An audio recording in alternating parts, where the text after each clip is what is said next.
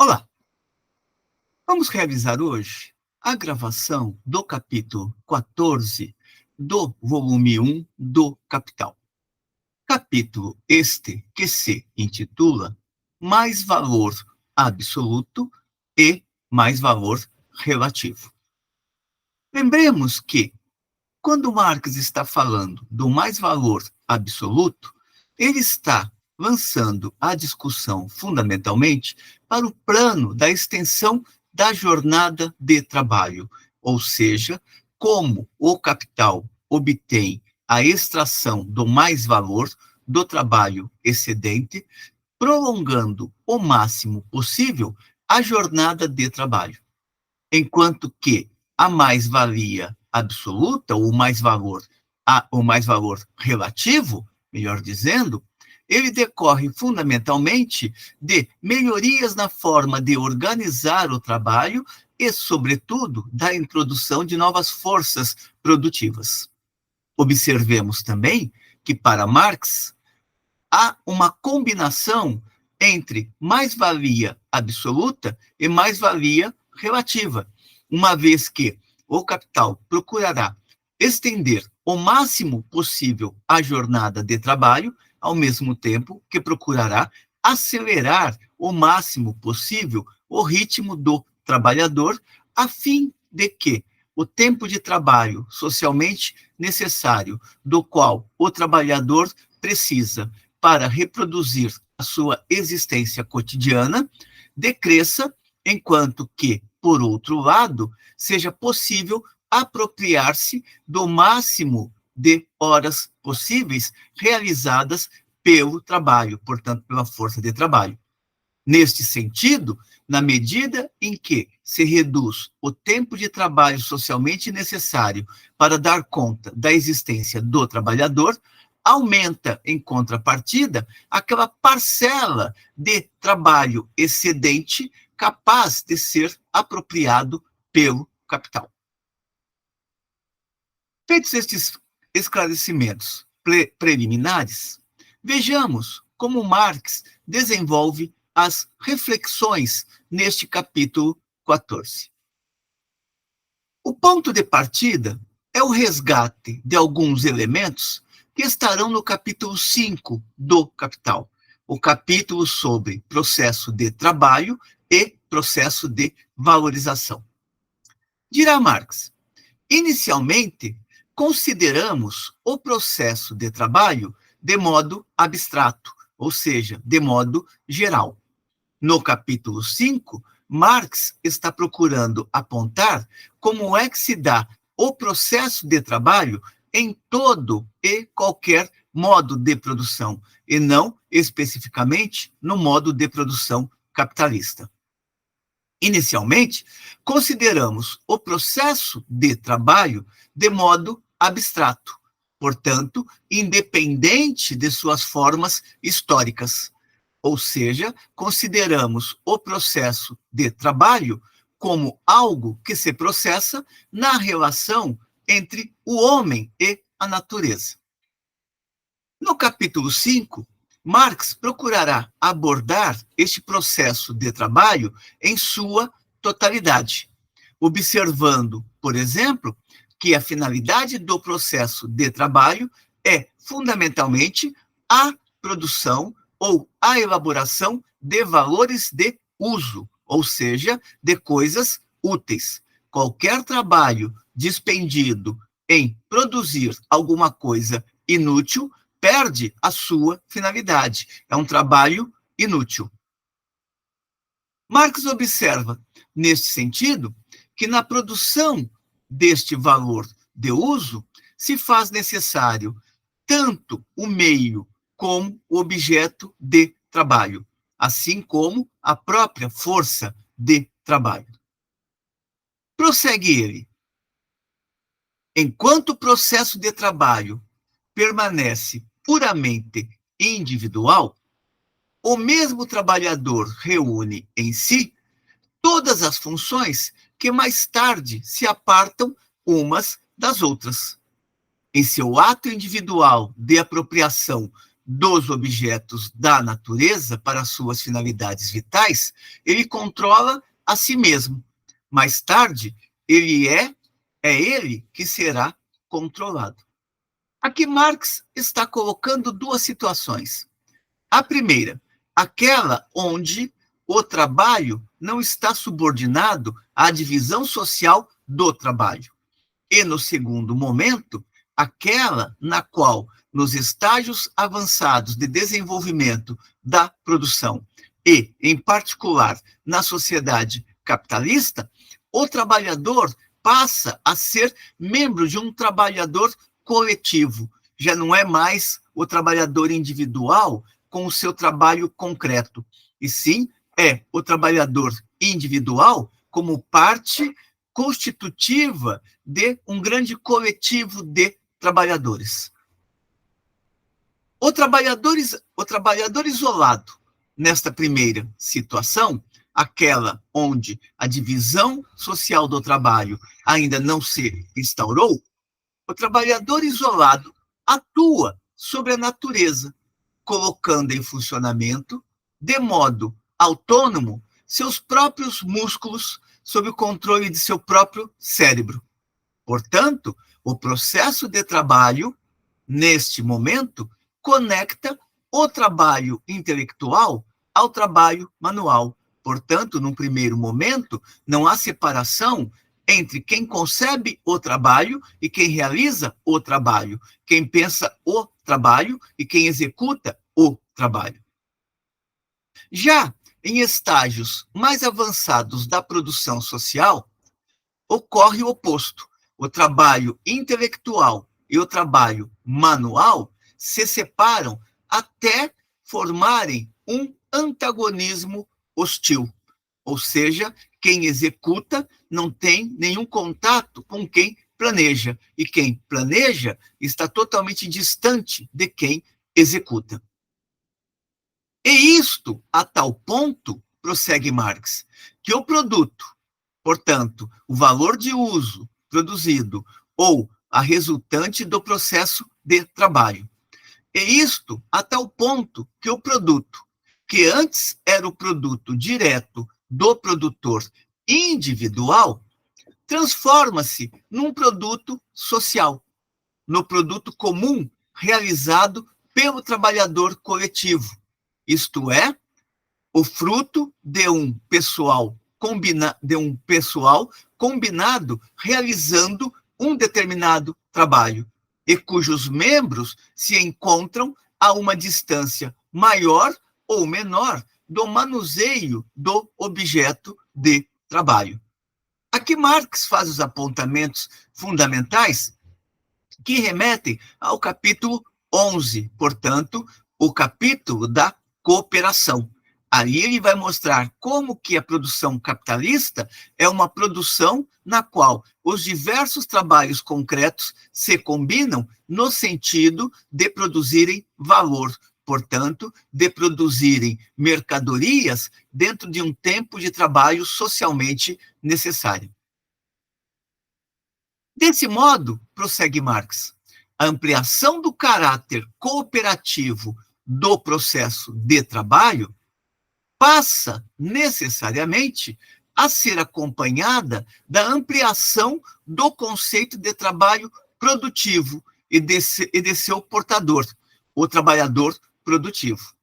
Lembremos que trabalho produtivo é aquele que é realizado dentro do tempo socialmente necessário. Toda sociedade, ela atinge determinado estágio de desenvolvimento das forças produtivas. E este desenvolvimento das forças produtivas e também das formas de organização do trabalho, unidas a outras circunstâncias, propiciam a elaboração de uma determinada mercadoria dentro de um tempo socialmente útil. Consequentemente, o trabalho coletivo, ele precisa ser realizado dentro deste tempo de trabalho socialmente útil. É isto que Marx está chamando de trabalho produtivo. Ele é produtivo, sobretudo, da perspectiva do capital, na medida em que este trabalho se realiza dentro daquele tempo pretendido pelo capital. Observemos, por exemplo, o debate que há entre Hans e Taylor, quando se tem a discussão da organização científica do trabalho. Taylor pergunta para Hans: você consegue realizar o transporte daquela quantidade de minério para o outro ponto em determinado conjunto de horas? Hans responde que sim. Daí que Taylor responderá: então você é um trabalhador de valor. Por que é um trabalhador de valor? Porque consegue realizar aquela atividade dentro do tempo de trabalho social médio requerido. Portanto, aquilo ali é trabalho útil. Prosseguindo aqui. Desse modo, a ampliação do caráter cooperativo do processo de trabalho passa necessariamente a ser acompanhada da ampliação do conceito de trabalho produtivo e de seu portador, o trabalhador produtivo. Para trabalhar produtivamente, já não é mais necessário fazê-lo com suas próprias mãos. Basta agora ser um órgão do trabalhador coletivo, executar qualquer uma de suas subfunções. Portanto, os diversos trabalhos concretos se combinam no sentido de produzirem uma determinada mercadoria dentro de um tempo de trabalho socialmente necessário. A definição original do trabalho produtivo, prossegue Marx, continua válida para o trabalhador coletivo, considerado em seu conjunto. Isto significa que tanto o trabalhador individual precisa realizar a atividade dentro do tempo de trabalho socialmente necessário, assim como o conjunto de atividades parciais tem que resultar na elaboração de uma mercadoria dentro do tempo de trabalho também socialmente necessário.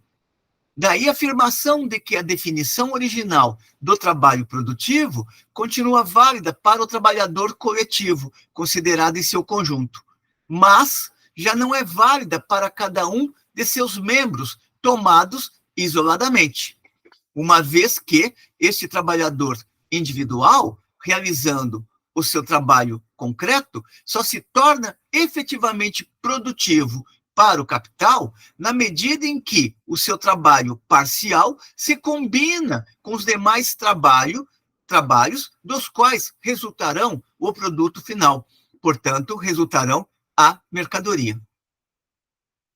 Neste sentido, a produção capitalista vai introduzir novas determinações para a reflexão sobre o trabalho produtivo, uma vez que a produção capitalista não é apenas produção de mercadorias, mas, essencialmente, produção de mais valor.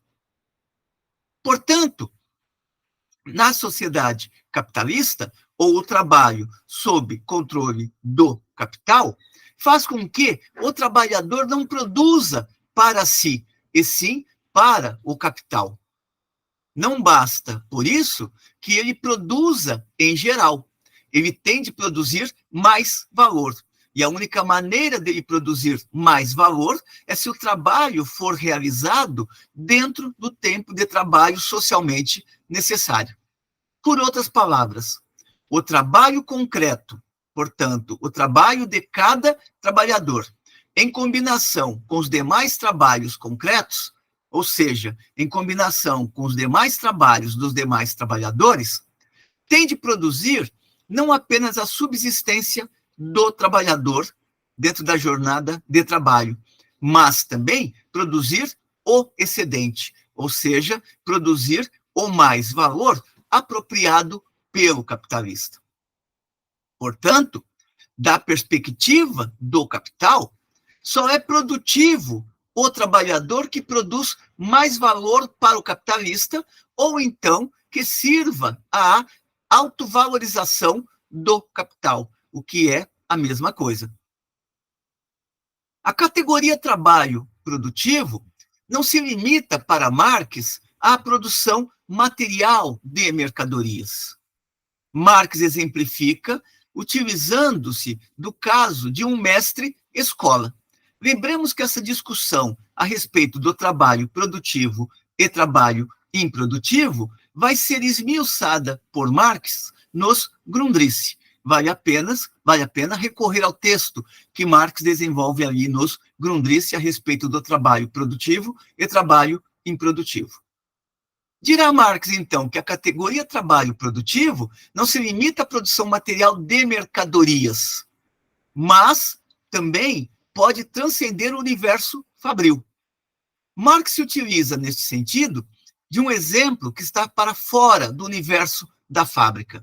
Diz ele, um mestre-escola e um trabalhador produtivo, um mestre-escola é um trabalhador produtivo se não se limita a trabalhar a cabeça das crianças, mas exige trabalho de si mesmo até o esgotamento, a fim de enriquecer o patrão.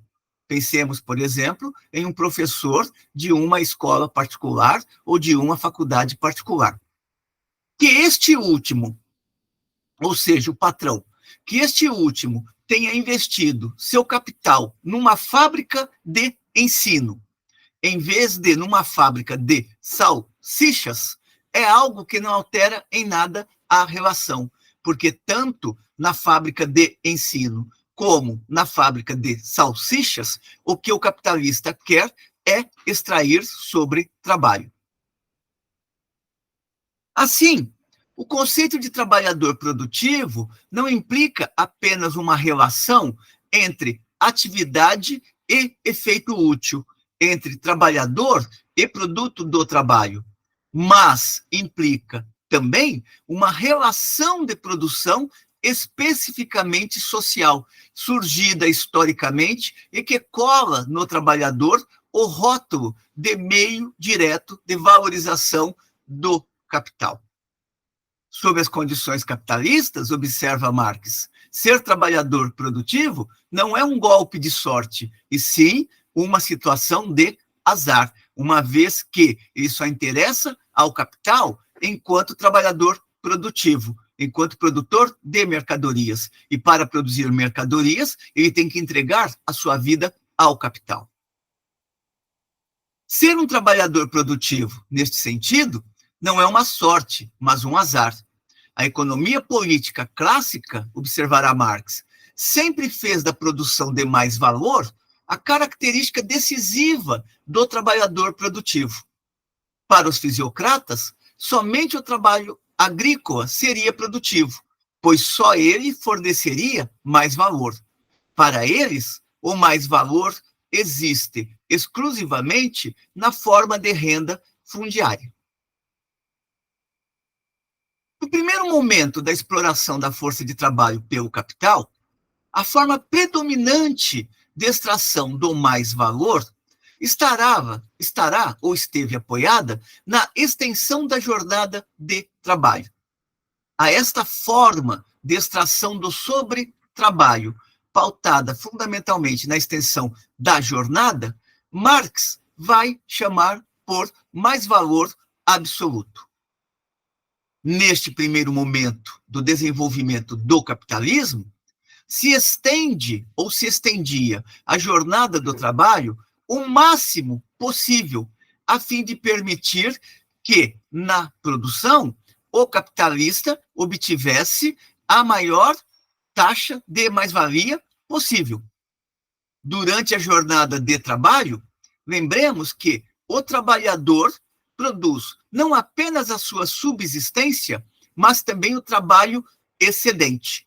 Por outras palavras, o trabalhador precisa de determinada quantidade de horas para produzir um quantum de valor que esteja representado no seu salário diário, assim como o restante da jornada de trabalho será apropriada pelo capital, sob a forma de trabalho excedente, sob a forma de mais trabalho.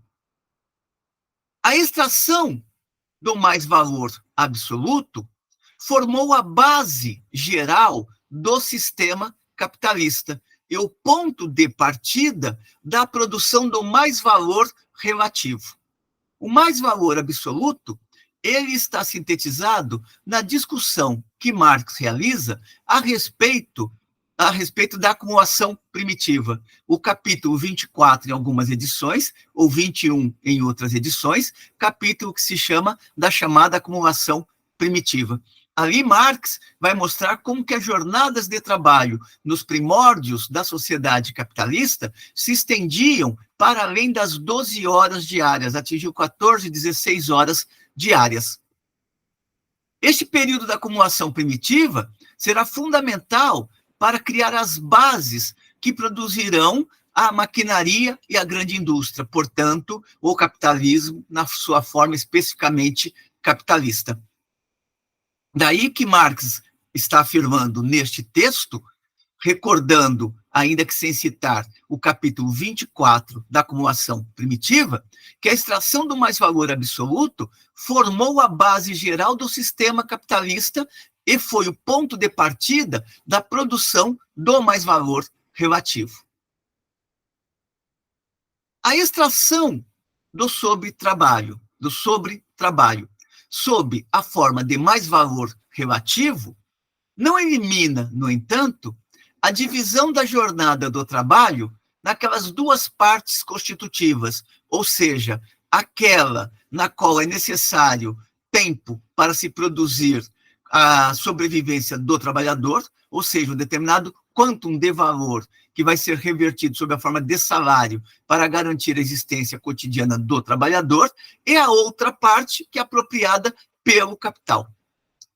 Os dois momentos persistem, ou seja, persiste mesmo com o capital se apoiando fundamentalmente na mais-valia relativa, ainda que ele não abandone também o mais-valor absoluto, os dois momentos se combinam da mesma maneira que se mantém tanto na forma de mais-valor absoluto ou mais-valor relativo, o tempo de trabalho necessário e o tempo de trabalho excedente.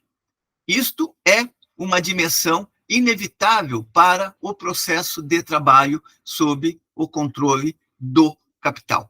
Uma vez que, no caso da sociedade capitalista, o capitalista não é um filantropo.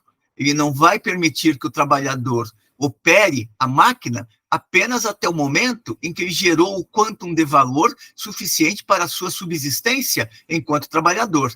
O capitalista quer que aquela máquina continue operacionalizando e o trabalhador manuseando aquela máquina para extrair dele o sobretrabalho dentro da jornada de trabalho que ele contratou ao trabalhador. No caso, Marx geralmente cita uma jornada de trabalho de 12 horas. A presença do mais-valor relativo muda, por exemplo, a maneira como fundamentalmente vai se dar a extração do capital. Agora, para viabilizar a maior apropriação do sobretrabalho, o capital vai se utilizar de forças de trabalho produtivas, de forças produtivas mais modernas que permitem que o trabalho necessário seja reduzido por meio de métodos que autorizem produzir em menos tempo o equivalente do salário, ou métodos que viabilizem produzir em menos tempo o equivalente do salário. Peguemos algumas passagens de Marx. Dirá ele: a produção do mais-valor absoluto gira apenas em torno da duração da jornada de trabalho. A produção do mais-valor relativo revoluciona inteiramente os processos técnicos do trabalho e os agrupamentos sociais, a maneira como se organiza também o trabalho. Ela supõe, portanto, um modo de produção especificamente capitalista, que, com seus próprios métodos, meios e condições, só surge e se desenvolve sobre a base da subsunção formal do trabalho sob o capital. Marx aqui está apontando para uma discussão também que é fundamental dentro do Capital. É a discussão sobre subsunção formal e subsunção real do trabalho ao capital. No período da mais-valia absoluta, no período da chamada acumulação primitiva, domina a subsunção formal, ou seja, o trabalhador se coloca sob o controle do capital. No entanto, como ainda ele detém certo grau de artesania, é ele que, em certo sentido, determina o ritmo do trabalho. Na medida em que passa a dominar a mais-valia relativa, por exemplo, com a introdução da maquinaria, a subsunção do trabalhador ao capital, ela vai deixando cada vez mais de ser subsunção formal para se tornar subsunção real do trabalho ao capital, uma vez que o capital vai desqualificando cada vez mais o trabalhador e colocando este trabalhador como mero apêndice da máquina. Portanto, a produção do mais-valor absoluto gira apenas em torno da duração da jornada de trabalho. A produção do mais-valor relativo revoluciona inteiramente os processos técnicos do trabalho e os agrupamentos sociais.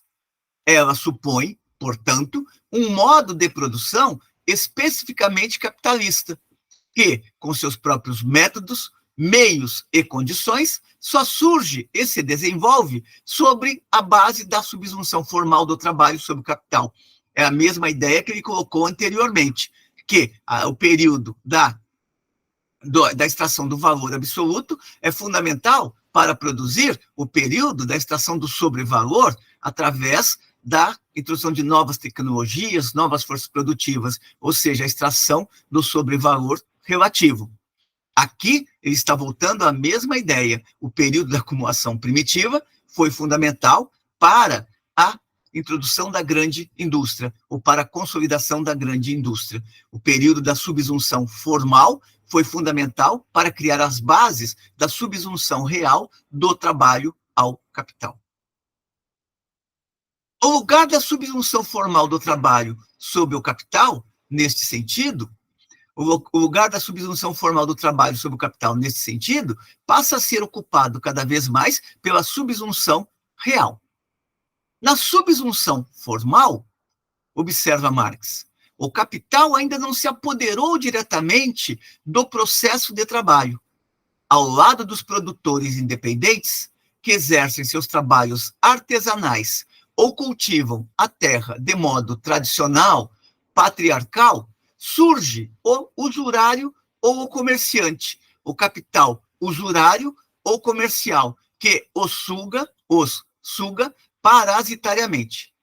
O predomínio dessa forma de exploração numa sociedade exclui o modo de produção capitalista, ao mesmo tempo que, como na Baixa Idade Média, pode servir de transição para ele. Aqui, mais uma vez, ele está remetendo ao fato de que o período da grande indústria é antecedido por um período de maturação das condições necessárias para a instauração da grande indústria. A usura, por exemplo, era bastante veiculada ou era bastante frequente no período da acumulação primitiva do capital, sobretudo depois que ela deixou de ser condenada pela Igreja Católica, como observa, por exemplo, Leo Huberman em seu livro História da Riqueza do Homem. Até onde consegue, o capital sempre vai procurar combinar as duas formas de extração do mais-valor, ou seja, do mais-valor em sua forma absoluta e do mais-valor em sua forma relativa. Do mesmo modo, a presença de recursos que viabilizam a extração do mais-valor relativo, ela vai tender cada vez mais a se ampliar e mesmo a conviver com formas mais arcaicas de trabalho. Marx cita, por exemplo, a continuidade do trabalho domiciliar moderno, de modo que certas formas híbridas de trabalho são reproduzidas aqui e ali na retaguarda da grande indústria, mesmo que com uma fisionomia completamente alterada. Lembremos que algumas atividades podem ser totalmente improdutivas da perspectiva do capital para serem realizadas no interior da própria unidade produtiva, para fazer com que o tempo de trabalho social médio não seja prejudicado. Algumas dessas atividades podem ser externalizadas ou podem ser terceirizadas de tal modo a serem realizadas fora daquela unidade produtiva e depois voltarem prontas para serem introduzidas no produto final. Para a produção do mais-valor absoluto, prossegue Marx, basta a subsunção meramente formal do trabalho sob o capital. Por exemplo, artesãos que antes trabalhavam para si mesmos ou como oficiais de um mestre da corporação, passam a atuar como trabalhadores assalariados sob o controle direto do capitalista, mas ainda detêm a qualificação do trabalho enquanto artesãos.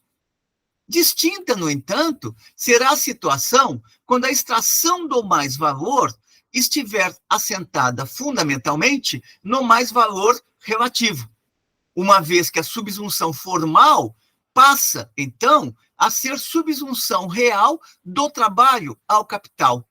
E isto na medida, inclusive, que o trabalho, antes dominado pela artesania, progressivamente vai se tornando trabalho simples, desqualificado, que não exige habilidades específicas. Lembremos, por exemplo, toda a discussão que Marx faz nos manuscritos econômicos e filosóficos na parte do trabalho alienado, quando acentua que quanto mais o trabalhador se coloca no produto, mais despossuído ele é. Marx ali aponta as raízes da real precarização do trabalho, do mesmo modo que ele faz apontamentos no Manifesto do Partido Comunista, quando diz que, na medida em que a grande indústria se desenvolve, o trabalho vai se tornando cada vez mais monótono, repetitivo, desinteressante. Para Marx, a extensão desmedida da jornada de trabalho mostra-se como o produto mais genuíno da grande indústria. Em geral, tão logo se apodera de um ramo da produção e, mais ainda, quando se apodera de todos os ramos decisivos da produção, o modo de produção especificamente capitalista deixa de ser um simples meio para a produção do mais-valor relativo. Ele se converte, agora, na forma geral, socialmente dominante do processo de produção. Portanto, como método particular para a produção do mais-valor relativo, ele atua, em primeiro lugar, apoderando-se de indústrias que até então estavam subordinadas apenas formalmente ao capital, aquelas pequenas unidades produtivas, por exemplo. Ou seja, atua em sua propagação. Em segundo lugar, as mudanças nos métodos de produção revolucionam continuamente as indústrias que já se encontram em sua esfera de ação. Ou seja, aquelas indústrias que procuram se manter sob a forma da artesania tendem a desaparecer, engolidas que serão por aquelas que pautarão a produção no eixo da extração do mais-valor relativo. A subsunção real do trabalho ao capital por meio da extração do sobretrabalho, valendo-se das forças produtivas modernas, não elimina, contudo, para o capital, lembremos mais uma vez, a necessidade da extração do mais-valor absoluto, ou seja, que o capital continue a se utilizar da extensão máxima da jornada de trabalho. Basta observar a resistência do capital em trabalhar com a ideia da redução da jornada de trabalho. Semana de 40 horas, semana de 30 horas, semanas de 25 horas. Por quê? Porque, embora as forças produtivas estejam altamente desenvolvidas, e as formas de organização do trabalho permitem produzir em menos tempo quantidades imensas de mercadorias, o capital quer se valer também da extensão da jornada de trabalho para continuar acumulando de uma maneira mais ampla e intensa. Marx observa, por exemplo, que os métodos para a produção do mais-valor relativo são, ao mesmo tempo, métodos para a produção do mais-valor absoluto. Neste sentido, o mais-valor relativo é absoluto, pois condiciona uma extensão absoluta da jornada de trabalho, além do tempo de trabalho necessário à existência do próprio trabalhador. As novas forças produtivas permitem produzir a sobrevivência do trabalhador em menos tempo. Isto não significa que o trabalhador será liberado antes de cumprir a sua jornada de trabalho. O mais-valor absoluto é relativo, pois condiciona um desenvolvimento da produtividade do trabalho que possibilita limitar o tempo de trabalho necessário a uma parte da jornada de trabalho. Ou seja, reduz o tempo de trabalho socialmente necessário para que o trabalhador gere um quantum de valor equivalente à satisfação das suas necessidades básicas diárias. Mas isto não significa liberar o trabalhador da sua jornada de trabalho, tal como está no contrato, caso ele tenha um contrato formal de trabalho. Ou mesmo se ele tiver um contrato informal, se ele for embora, no dia seguinte o capitalista vai procurar um outro informal que cumpra aquela jornada de trabalho. Então, logo tenha se tornado, no modo geral de produção, os caminhos para a extração do sobretrabalho seguem determinados cursos. Marx, para efeito de análise, em geral, supõe que a força de trabalho é remunerada pelo seu valor.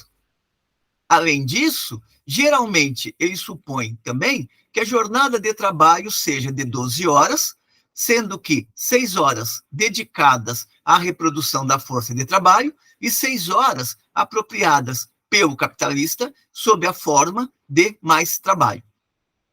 Nestas circunstâncias, mantendo-se a força produtiva do trabalho e seu grau normal de intensidade, a taxa de mais-valor, ou seja, a relação entre o mais-valor e o capital variável, isto é, os salários, que vai permitir definir o grau de exploração sobre o trabalhador, pode ser aumentada mediante o prolongamento absoluto da jornada de trabalho.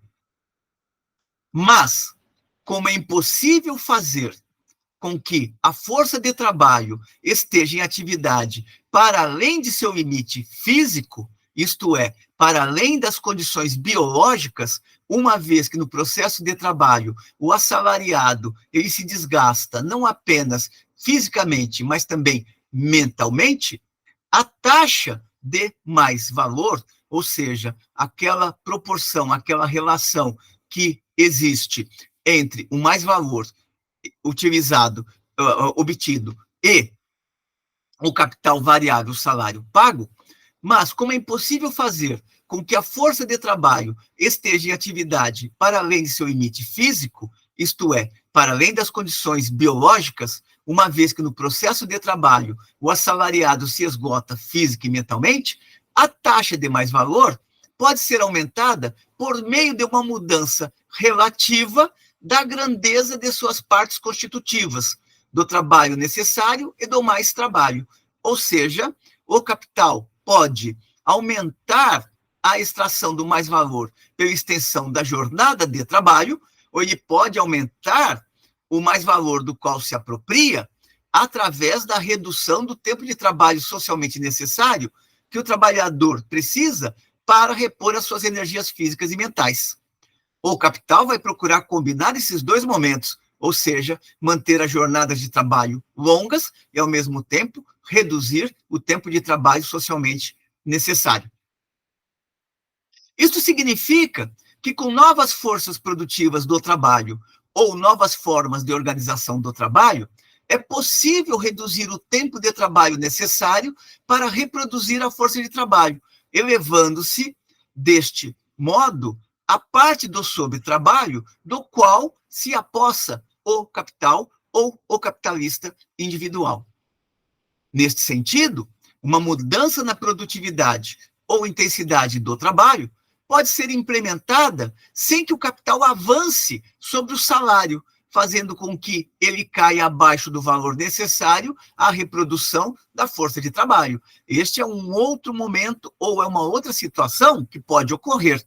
O capitalista mantém a jornada de trabalho longa, introduz novas forças produtivas para obter, e organização do trabalho, para obter a extração do mais valor relativo, e, paralelamente a isso, começa a pagar o trabalhador abaixo daquilo que ele necessita para reproduzir as suas energias físicas e mentais. Marx observa que a história da humanidade é, ao mesmo tempo, a história da ampliação das condições para o reino da liberdade, mas também do caráter ineliminável do reino da necessidade. Neste sentido, historicamente, torna-se possível reproduzir a existência de cada indivíduo de modo distinto daquele no qual se dá a reprodução dos animais. No entanto, tanto os homens quanto os animais jamais poderão se dispensar da apropriação das condições objetivas. Ou seja, amplia-se o reino da liberdade, mas cada ser social jamais poderá se libertar do reino da necessidade. Ou seja, jamais poderá livrar-se da necessidade de apropriar-se das condições fundamentais para a própria existência, ainda que seja no limite do estritamente biológico. Esta questão que reaparece neste capítulo do Capital foi desenvolvida em vários momentos por Marx em seus textos dos anos de 1840, como é o caso dos manuscritos econômicos e filosóficos, sobretudo na parte dedicada ao trabalho alienado. Esta questão vai reaparecer também em vários outros momentos nos quais Marx vai mostrar que o trabalho é condição ineliminável da existência dos homens. É o caso, por exemplo, do capítulo 5, o processo de trabalho e o processo de valorização. Vejamos como Marx apresenta estas mesmas questões na redação do Capital. Dirá ele: nenhuma barreira natural absoluta impede um indivíduo de dispensar a si mesmo do trabalho necessário à sua própria existência e jogá-lo sobre os ombros de outro. Ou seja, não está dada a impossibilidade de alguém realizar o trabalho enquanto o outro apenas se apropria do trabalho. Mas para que isto aconteça, é preciso também que certas condições objetivas se façam presentes. Dirá Marx: porém, somente depois de a humanidade ter superado pelo trabalho suas primitivas condições de animalidade, que seria comer, beber e dormir fundamentalmente, depois, portanto, de seu próprio trabalho já estar socializado num certo grau, é que surgem as condições para que o mais trabalho de um transforme-se em condições de existência do outro, que é o que vai acontecer, por exemplo, no interior das sociedades de classes. Esta situação, ela não é possível nos primórdios da humanidade. Nos primórdios da civilização, as forças produtivas adquiridas do trabalho são ainda exíguas, escassas, mas o são também as necessidades que se desenvolvem simultaneamente aos meios empregados para satisfazê-las. Se as condições são difíceis, as necessidades que se apresentam são ainda, dado o grau de desenvolvimento de consciência destes indivíduos, em relação às condições objetivas e às potencialidades que se abrem, também as necessidades são de número limitado. Nesses primórdios, a proporção dos setores da sociedade que vivem do trabalho alheio é insignificante quando comparada à massa dos produtores diretos. Com o progresso da força produtiva social do trabalho, essa proporção aumenta tanto absoluta como relativamente. Expressão avançada deste desenvolvimento, dirá Marx, é a sociedade capitalista. A relação capitalista nasce num terreno econômico que é o produto de um longo processo de desenvolvimento. A produtividade preexistente do trabalho, que lhe serve de fundamento, ou seja, todas aquelas fases anteriores que produziram desenvolvimentos sociotécnicos, a possibilidade da divisão social do trabalho, entre outros elementos, é reapropriada pelo capital. Lembremos que em uma carta a Weidmeier, Marx comenta que a humanidade sempre abandona formas produtivas mais limitadas, mas nunca abandona as conquistas obtidas dentro destas formas produtivas anteriores. Portanto, estabelece-se de um modo de produção a outro um determinado processo civilizatório. Portanto, a produtividade preexistente do trabalho, que lhe serve de fundamento, não é uma dádiva da natureza, mas o resultado de uma história que compreende milhares de séculos. Independentemente da forma mais ou menos desenvolvida da produção social, a produtividade do trabalho permanece vinculada a condições naturais, ou seja, não dá para inventar a produção do trabalho como qualquer indivíduo possa desejar subjetivamente. É necessário contemplar as condições objetivas para a realização da produção e do processo de trabalho, que vai resultar na fabricação de coisas úteis para o ser social, coisas úteis que serão transformadas na sociedade capitalista em mercadorias. Lembrando que as mercadorias preexistem à sociedade capitalista. No entanto, é na sociedade capitalista que se estrutura uma forma de sociabilidade onde a finalidade é produzir valor e converter estes valores em riqueza privada.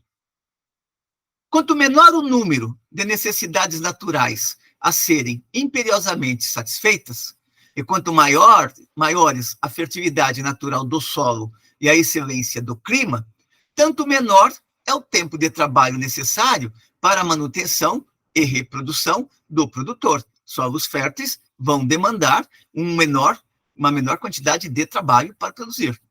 E, tanto maior, portanto, pode ser o excedente de seu trabalho para outros, isto é, o trabalho que excede aquele que ele realiza para si mesmo. Assim como o trabalhador individual pode fornecer uma quantidade tanto maior de mais trabalho, quanto menor seja seu tempo de trabalho necessário, assim também, quanto menor for a parte da população trabalhadora exigida para a produção dos meios de subsistência necessários, tanto maior será a parte dela disponível para as outras obras. Se não é necessário tanta gente para produzir as condições de existência de um determinado coletivo, isso historicamente considerado, significa que uma parte dos indivíduos pode se lançar à elaboração de outras obras ou à realização de outras atividades. Marx resgata ainda, na parte final do texto, que as necessidades humanas não são naturais, e sim históricas. Observa que a necessidade de controlar socialmente uma força natural, de poupá-la, de apropriar-se dela ou dominá-la em grande escala, mediante obras feitas pela mão do homem, é o que desempenha o papel mais decisivo na história da indústria. A indústria que é entendida como produção de valores de uso, não apenas no sentido de produção industrial, como acontecerá na sociedade capitalista. Lembremos que indústria, dentro do linguajar da economia burguesa da época, significava a produção de coisas úteis. A bondade das condições naturais, observará Marx, não faz mais do que criar a possibilidade, nunca a realidade do trabalho excedente, e, portanto, do mais valor e do sobreproduto. A diversidade das condições naturais do trabalho faz com que, em países diferentes, a mesma quantidade de trabalho satisfaça diferentes massas de necessidades, que, por conseguinte, sob condições de resto análogas, o tempo de trabalho necessário seja diferente. Contudo, nestas reflexões mais sintéticas, o interesse de Marx não é o de pensar a relação geral do ser social dos homens concretos com suas condições também gerais de produção, com as suas condições concretas de produção. As observações servem apenas de base para aprender como o capital se apropria, de modo específico, das barreiras naturais, de modo a apropriar-se do trabalho alheio. Marx reconhece que, na medida em que a indústria avança, na medida em que o domínio do homem sobre a natureza avança, a barreira natural retrocede. Aqui a dialética da necessidade e da liberdade, criando, inclusive, a possibilidade para utilizar tempo de forma produtiva em benefício próprio, ou seja, o momento da fruição da vida, do desfrute da vida. Contudo, não é para o tempo de fruição, de desfrute, que está voltada a atenção do capital.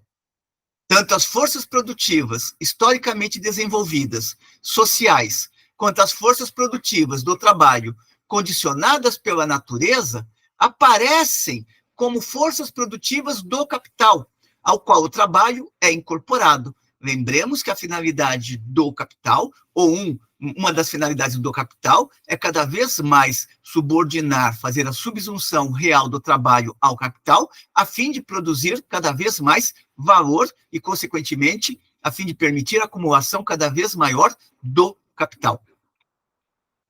Marx conclui o capítulo com algumas observações bem gerais sobre a maneira como os economistas burgueses olharam para o trabalho.